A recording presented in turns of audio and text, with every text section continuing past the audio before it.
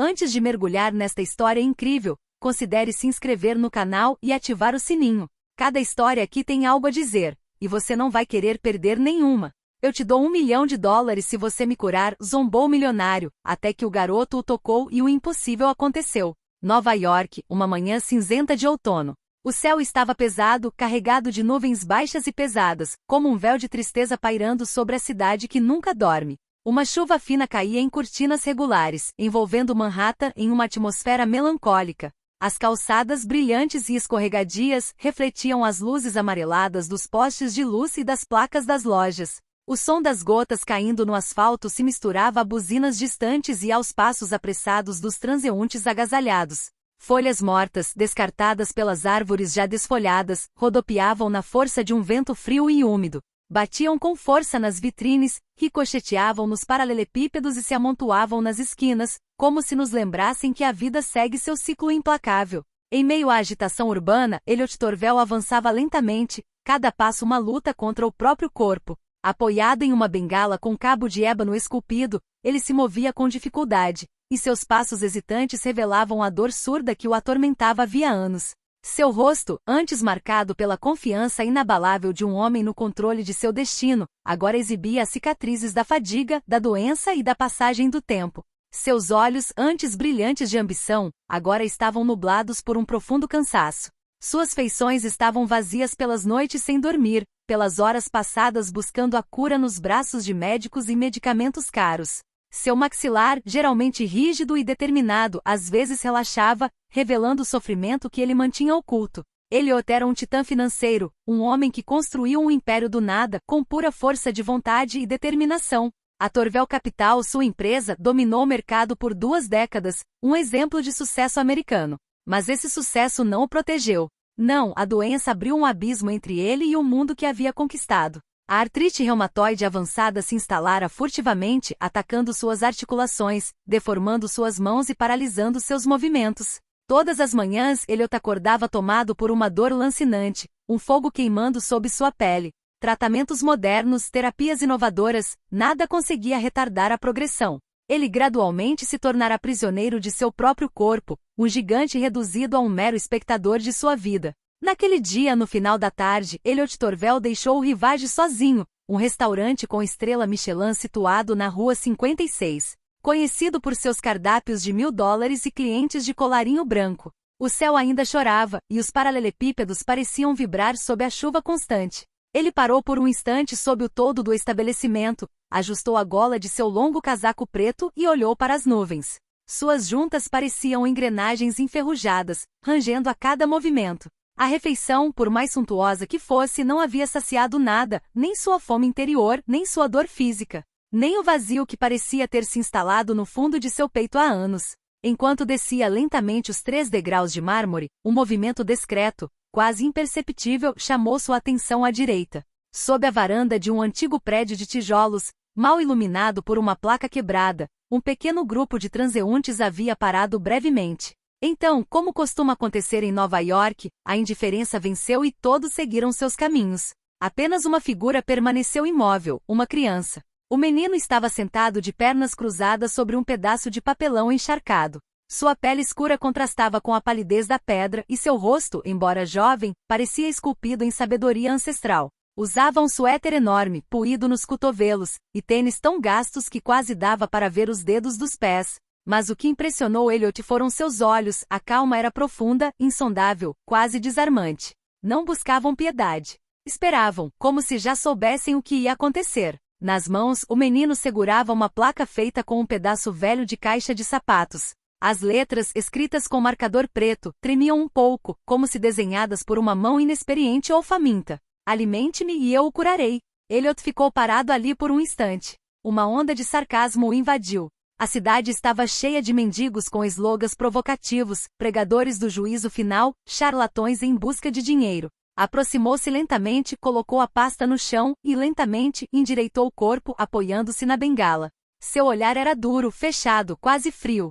O homem dentro dele, aquele que dominara os mercados, estava assumindo o controle. Você está falando sério, garoto? Ele disse, com a voz cheia daquela ironia mordaz típica dos poderosos.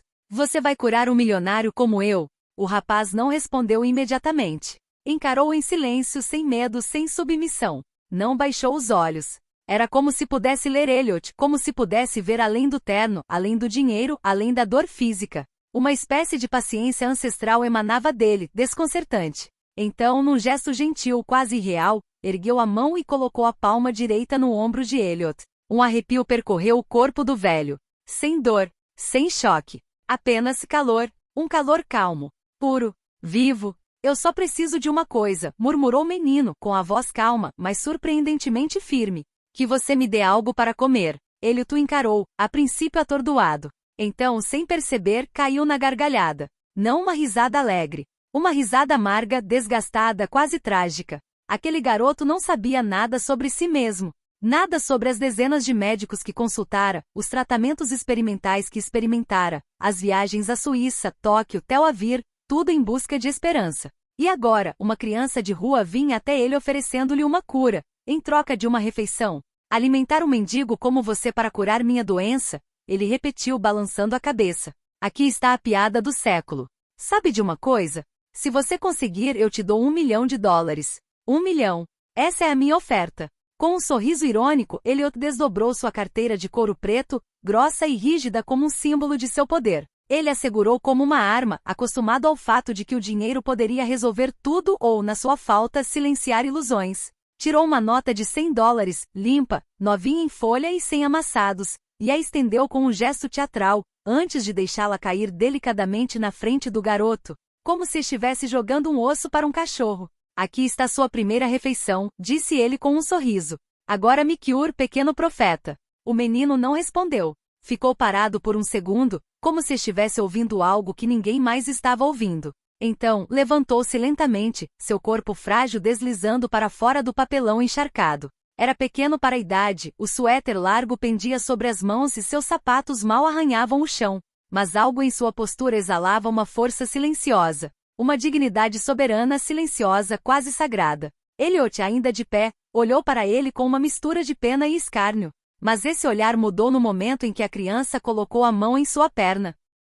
A palma da mão do garoto estava quente. Não era um calor corporal comum, um calor vivo, como uma brasa suave, como uma corrente invisível fluindo por suas veias. A princípio, Elliot não sentiu nada além de um leve formigamento. Mas à medida que a mão se movia lentamente do joelho dolorido para as costas curvadas e, em seguida, para o peito tenso, algo aconteceu. Uma onda. Uma onda pura, ardente e lenta, como uma luz que abria caminho através da escuridão do seu ser. Era como se seu sangue recuperasse a fluidez, seus ossos a flexibilidade, suas articulações a juventude. Ele cambaleou, tonto, prendeu a respiração. Então, silêncio. Um silêncio interior. Um silêncio conhecido apenas por aqueles que não sofrem mais. Ele caiu de joelhos.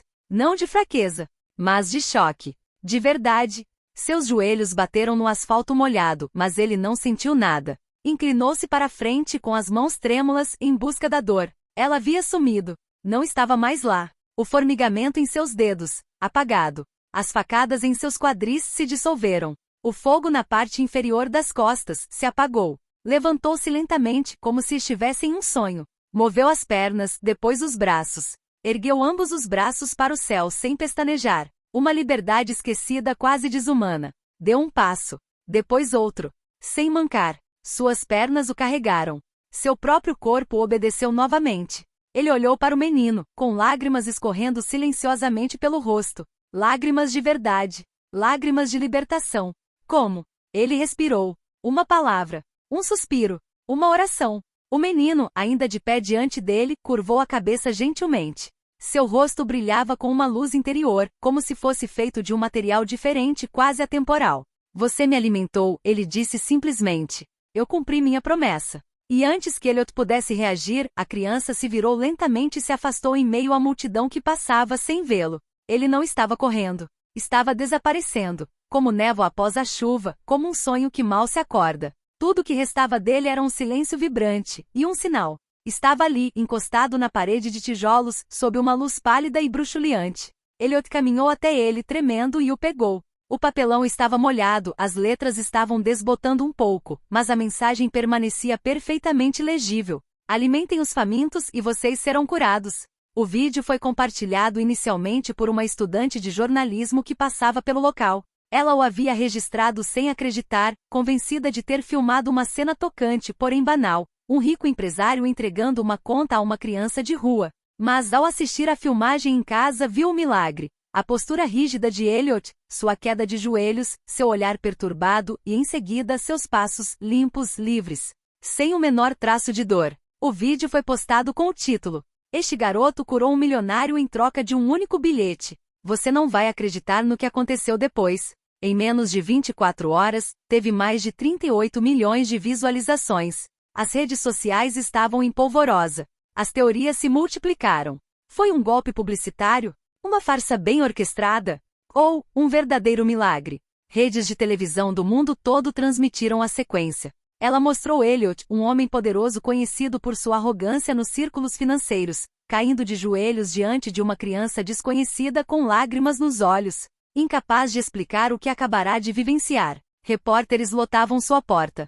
Paparazzi acampavam em frente ao seu apartamento na 7ª Avenida. Programas de entrevistas americanos imploravam por uma entrevista. Elliot recusava tudo. Ele havia mudado. Não apenas no corpo, mas também na sua visão de mundo. Na manhã seguinte, Elliot acordou com um silêncio incomum. Não o silêncio da solidão, mas o silêncio de um coração em paz. A dor não estava mais lá. Mas mais do que isso, aquela sensação de vazio, aquele gosto amargo de poder, dinheiro, números anônimos, haviam evaporado. Naquele dia, ele passou horas sozinho em sua sala de estar, de frente para as janelas salientes. Manhattan estendia-se diante de seus olhos, imensa, magnífica, mas barulhenta de um sofrimento invisível.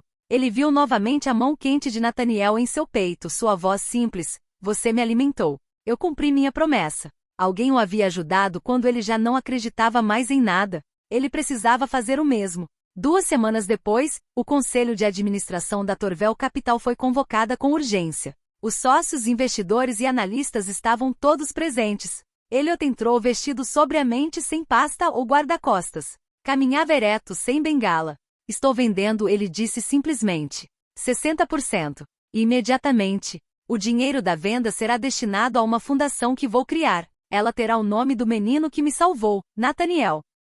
Houve um silêncio glacial. Depois, uma explosão de murmúrios, protestos e incompreensão. Elliot permaneceu impassível. Poucos dias depois, a venda foi concluída. O anúncio foi manchete da jornal de Wall Street, de Forbes, Você New York Times. Alguns gritavam loucura. Outros falavam de redenção. Mas Elliot não estava mais ouvindo. Com mais de 350 milhões de dólares da venda, ele fundou a Bread e Light Foundation, literalmente, pão e luz. As primeiras unidades foram instaladas no Harlem, depois no Bronx, Brooklyn e Queens. Cada centro oferecia 3 coisas simples: uma refeição quente, uma cama para a noite e um ouvido compreensivo. Todos os centros tinham uma placa discreta na entrada. "Aqui, todos são nutridos. E todas as almas podem se curar." O próprio Elliot participou da primeira distribuição.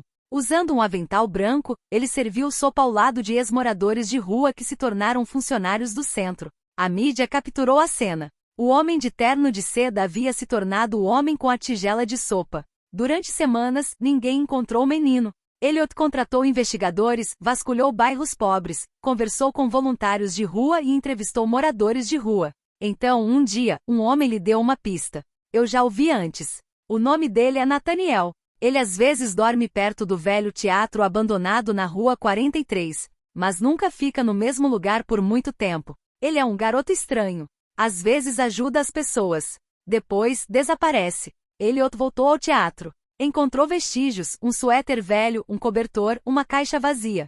Mas não Nathaniel. Só algumas semanas depois é que o viu novamente por acaso, numa noite fria, em frente a um centro da sua própria fundação. O rapaz estava lá a poucos metros de distância, a observar as pessoas a comer. Ele não falava. Observava. Elliot se aproximou lentamente. Nathaniel o reconheceu. Ele sorriu. "Você voltou", sussurrou Elliot. O menino deu de ombros. "Eu nunca estava longe." "Por que eu?" perguntou Elliot. "Porque você não acreditava mais em nada. E mesmo assim, você me alimentou." Ele estendeu a mão, apertou a de Elliot, e então desapareceu novamente na noite. Hoje a Fundação Pão e Luz é uma rede de ajuda vital em várias cidades americanas. Cada centro é decorado com um mural, uma criança segurando uma placa pintada em tons profundos e dourados. A seus pés, sementes brotam. Os voluntários o chamam de o garoto prometido. E Elliot Torvel, nos discursos que agora fazem universidades, fundações e instituições de caridade, sempre repete a mesma frase. Ele não apenas me curou, ele me devolveu a mim mesma. E o que recebi, devo àqueles que me recusei a ver. Cada refeição oferecida é um eco do milagre. Cada mão estendida é uma oração em ação. E em algum lugar, nas ruas de Nova York ou talvez em outro lugar, um garotinho continua a observar. Invisível, discreto, mas firme. Numa noite de inverno, enquanto a neve caía suavemente sobre o horizonte de Manhattan, um grande evento acontecia em um grande salão envidraçado com vista para o Central Park.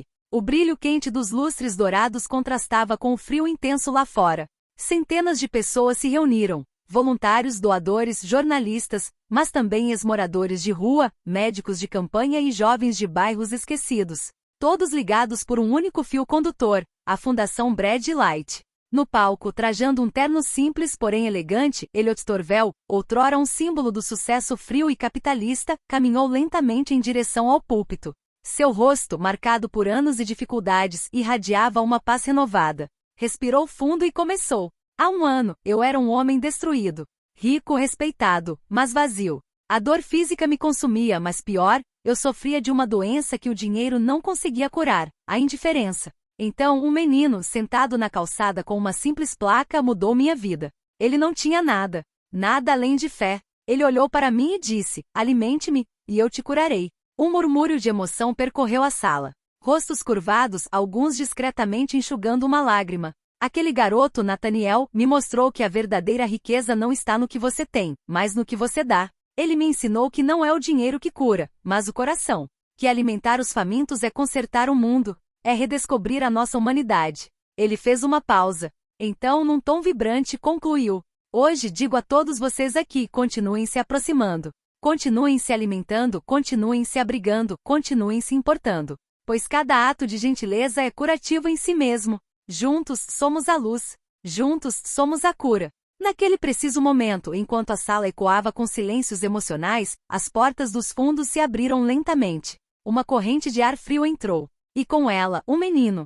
Pequeno, vestido com um casaco surrado, as bochechas avermelhadas pelo vento, os olhos brilhando com gentileza e sabedoria ancestral. Nathaniel. Ele caminhou silenciosamente até o palco. A sala inteira se levantou em silêncio respeitoso, e então aplausos estrondosos irromperam. Lágrimas escorriam livremente por muitos rostos. Elliot desceu os degraus, com os olhos fixos nele, impressionado. Ajoelhou-se levemente com os braços estendidos. Nathaniel se aproximou e eles se abraçaram. Então Elliot colocou a mão em seu ombro, olhando diretamente nos olhos. Obrigado, Nathaniel. Você salvou a minha vida, e a vida de tantos outros. Nathaniel simplesmente sorriu sem dizer uma palavra. Não precisava falar. Já tinha dito tudo, ao estender a mão num dia de inverno para pegar um simples pedaço de pão. E naquela sala iluminada não apenas pelos lustres, mas pela fé redescoberta na humanidade. Todos sabiam que aquele momento ficaria gravado em suas memórias para sempre. Porque às vezes o milagre não vem do céu. Vem de uma criança, sentada na calçada, segurando uma promessa em uma placa. Alimentem os famintos e vocês serão curados.